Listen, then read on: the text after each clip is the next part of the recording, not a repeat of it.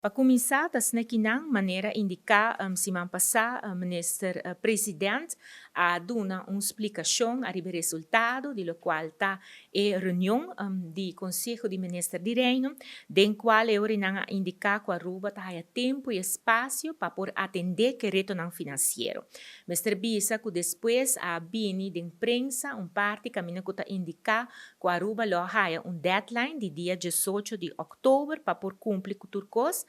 Mr. Bisa, que den reunião mês, nada de aqui a bini dilante, e tas na kinan que te ainda Aruba tampouco a carta for de secretário de Estado Knops, den qual eu lo apone ou outro deadline.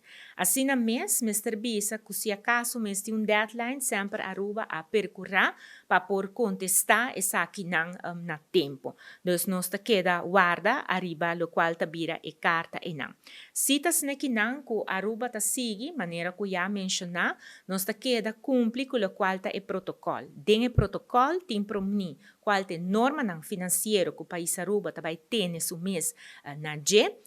Door die cambio não cabine, cambio não apresentar na parlamento, cambio não extra, dus carta que awardo mandar para o qual tá Conselho de Ministros de Reino, dos Rijksministerraad e Parlamento, dia 17 de setembro, nós informaram que o governo não vai para mandar a lei aqui, cambio não aqui para ratificar, e me serviça que esse é o processo de legislação para o qual trata a lei e não a stop. Dus é nota diferente na Holanda, como aqui não, dus que essa aqui está stop e nós queda traja arriba nos próprio órgão de supervisão, em begrotingskamer para país Aruba, e também está manter a supervisão de CAF de maneira que está, e a norma na qual nós está atendendo nos meses na dia, está poni den e protocolo.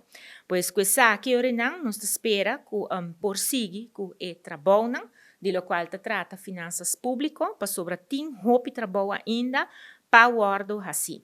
Mas, claro, se Holanda, dado o caso, tem outra opinião, arriba aqui, tá, e orinan nos lo tende, arriba parte aqui, maneira ma bisa, nos não arraia nenhuma carta ainda de secretário de Estado, arriba e depois de reunião aqui de Jabiana. Hecho cita. Com a situação financeira do país Aruba está queda delicado e está exigir esforço para assim nos por back riba e rumbo correto. Então, essa aqui seguro como prova tá que, por exemplo, ainda nós não podemos apresentar presupuesto para o próximo ano, 2020,